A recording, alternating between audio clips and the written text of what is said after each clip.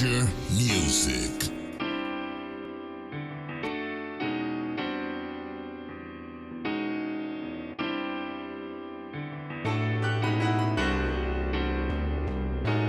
What's good? It's your boy D. With MajorMusicENT.com and IcebreakerRadio.com. Catch the Producers Corner every Monday night, 7 p.m. Central Time on IcebreakerRadio.com. Talking music marketing, pro audio, and engineering. We also have producer interviews on there. You can actually check us out on the Major Music ENT YouTube channel. Have some previous interviews to kind of get an idea of what the show sounds like. If you are a producer interested in getting on the Producers Corner for an interview, send a press kit at MajorMusicENT@gmail.com with your info, and we'll be in touch. Recently, I went to the iStandard Producers Beatcamp, which was held here in Dallas at the Media Tech Institute. They actually came out to the same spot last year in October when they were down here. For any producer that never got a chance to go to an iStandard Beatcamp event, I definitely suggest going. The event started kind of on a round table panel, which included Patrick Hill, formerly known as October 1st, S1, also the front runners. Patrick Hill talked about investing in yourself as a producer or artist. Basically, the big message was whatever you put into your craft is what you'll get out of it. The front runners, who are songwriters, they also discussed building value in the music industry and how many hours, how much work you really got to put in to reach a industry type level rather than, a local hobby type level. And he sent her a beat, said he needed an idea. I think he asked for like 2 or 3, and she sent back 11 within 3 hours. And they basically vocal comped all the ideas into an idea to send to Britney. It's stuff like that she's invested in herself. She sat down at the crib. I know she had it at the crib with a mic just like this, a little laptop, an interface, and just went in, because she had the means to get it done. She invested in herself at home. The lights didn't have to be green. She didn't need blue M&Ms. The moon and the stars didn't have to be aligned in order to get the shit done. So to me, that's what's important, is to be able to get, like, every producer I know has their own setup at home. So songwriters need to have the same thing. You need to be able to just turn stuff out, get stuff done. So invest in yourself. Yeah. Perfect segue into the introduction of our two newest arrivals. Give it up for the front runners, y'all. Chris and Drea. Amazing songwriters, producers, artistry, the whole gamut. But speaking of songwriters who can churn things out and have their own setup and get stuff done, we got two right here. We're just talking about value. We talked about prices in the beginning, but I wanted to get away from money. I wanted to get to actual value, so watched a lot of you guys journey the last couple of years.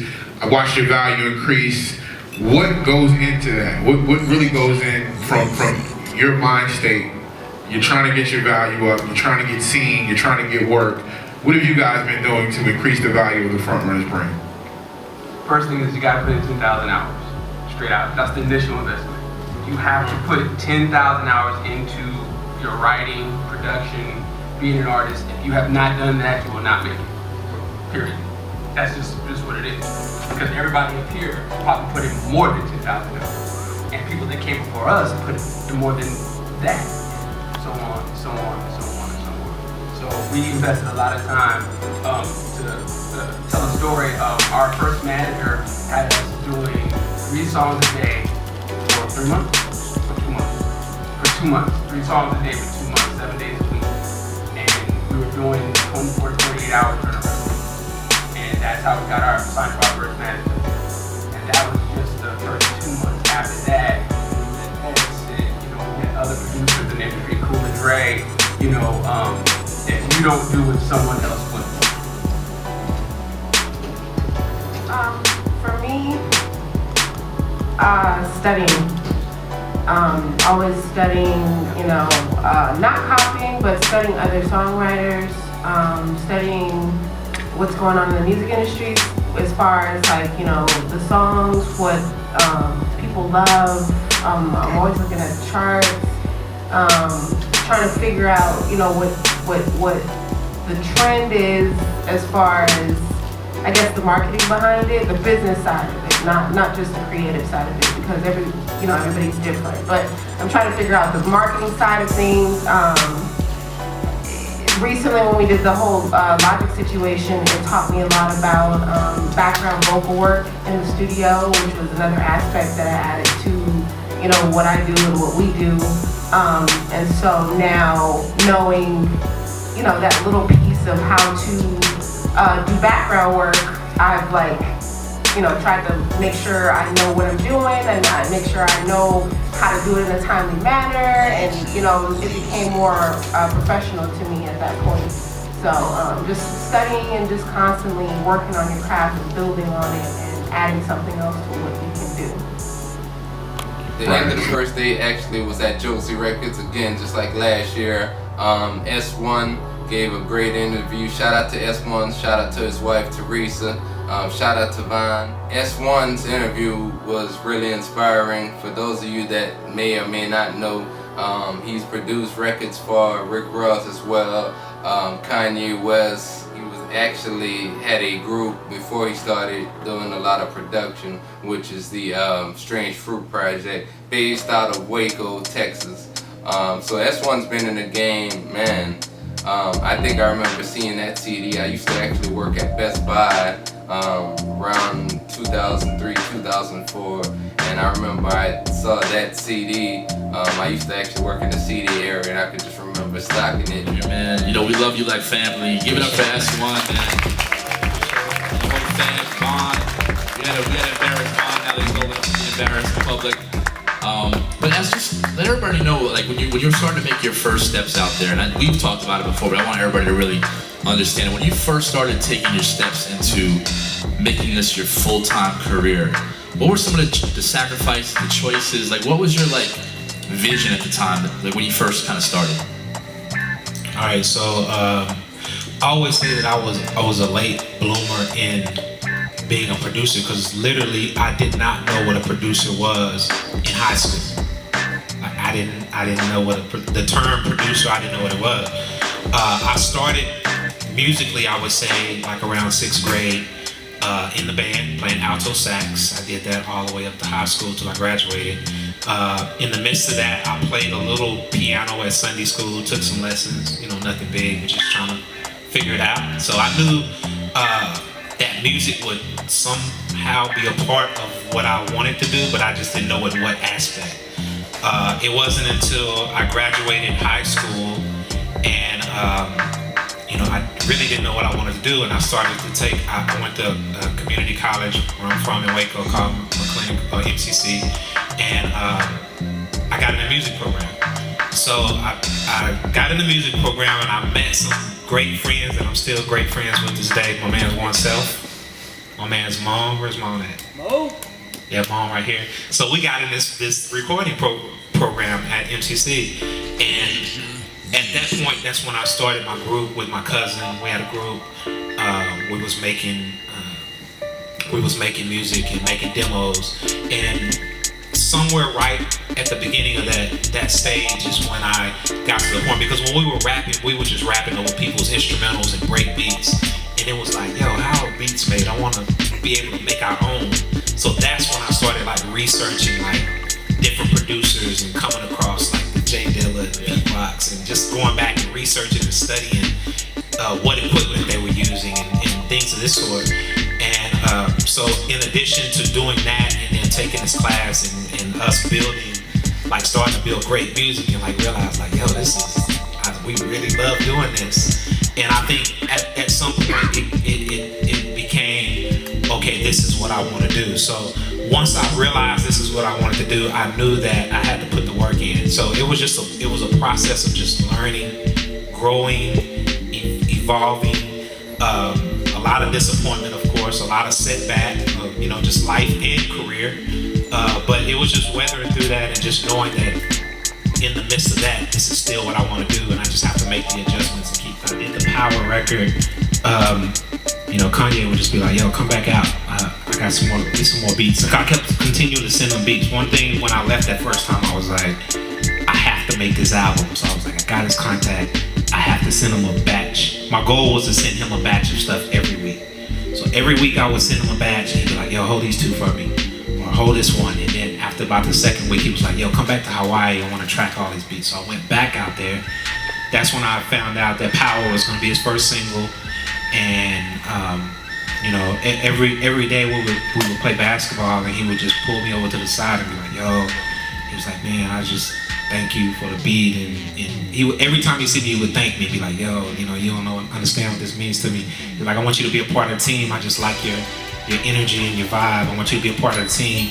And then like the next day, he'd be like, yo, me and Jay, we're thinking about doing a collaborative album. You know, we'll probably just go to another country and just record it. So, you know, a couple months later, I get an email from him. He's like, me and Jay going to Australia tomorrow. Can you come? What type of question is that? Let me check my schedule. Hold on a second. Yeah, so yeah, I wound up going to, first we went to London for a week. We started the Wash Your Throne album. And that's when I got to build with Jay. First time, it was the first week, it was just, you know, cool. We was working every day in the lab. But then, after we left London a couple weeks, Kanye was like, yo, come to Australia with us. We're gonna go to Australia, work on the album some more. So I went to Australia with him, and that's when I really got the bond with Jay. And that's why I did my deal with Roc Nation, because of Jay brought me over there. So Jay-Z, super cool dude. So I got to build a relationship with him. And of course, because Jay-Z was there, Beyonce was there with us.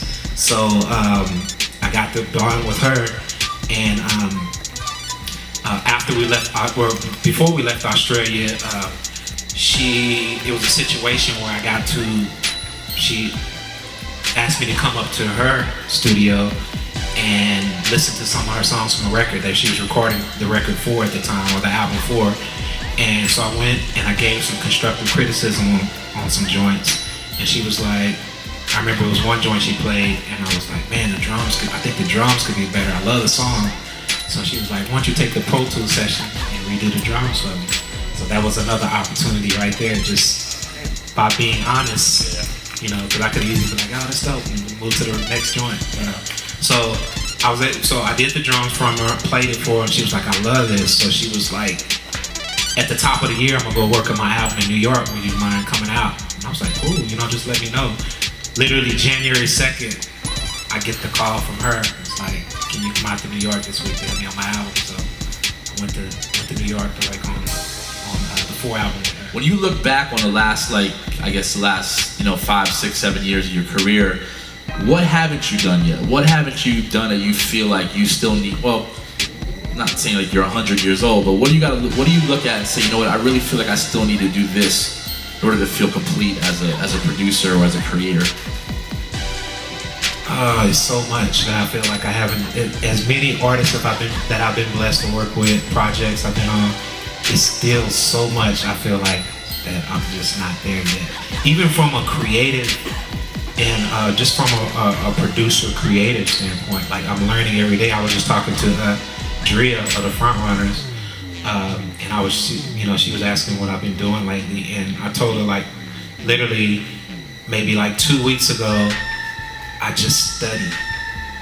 I took 2 weeks and just studied to where it was like, okay, 2 hours doing YouTube tutorials, another 3 hours. What I did is I took the top 10 songs on Billboard, and I broke each song down by what key it's in, what tempo it's in, what's the arrangement of the song, and I wrote all this out, and I just exercised my mind and like really changed because like I'm trying to go into a new season of like singles and pop world, and I think that's the next level for me. It's like, okay, the rap stuff is cool, I love it, I think I can just do it with my eyes closed, but now I'm trying to really get into a season of just that next level. That's crazy. And we were talking earlier about you building a team around you in terms of some other producers. And so when, let's say, I mean, you've met a lot of people through the iStandard, you know, shows and whatnot since you've been judging a lot of shows with us over the last year. What do you really, I guess, notice, or what gains your attention when it comes to working with somebody? What makes you really want to, you know, reach out, make the relationship a little more, you know, committed? Believe it or not, first thing is just how good of a person they are. Like, I feel like that's the connection with me. Of course, the talent, but I think you can have talent but be not a good person. It's like, I don't care. I don't have a desire to work with that person. So I think that's the first thing. And just off of experience, like I've been worked in a lot of situations just by not being a butthole. In the studio or meeting somebody, like just by not doing that. People like, yo, you know, I'd like to introduce you to this person. I'd love to bring you on this project. Just being easy to work with. So I think that's probably one of the biggest things. So, if you could tell yourself, your younger self, something, what would it be? Knowing that what you know now about the music industry, about production, what would you tell the younger S1? What would I tell the younger S1?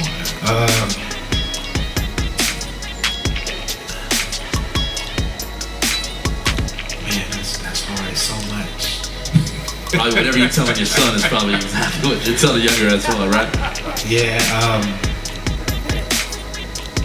I would just say like learn as much as possible. Yeah, I would say just learn, because I think early on in my career, like I was always learning, but it just wasn't, I don't think it was focused learning. It was just learning, like if I needed to do something, it's like, okay, let me learn. But it wasn't learning because to grow, excel in everything, you know, because everything counts. Like knowing, there's been situations to where, even to a sense to where I wish I would have pursued being a musician more. Doing this more, doing this. But I've been in situations like with Kanye and be in a session and it could be just me and him in the room and he'd be like, yo, got this piano part, you think you can play this part? And I'm like, man, you know, I'm about as good as you are, you know? But I'm like, if I would have known that could have opened up a whole nother door. It's been several situations like that.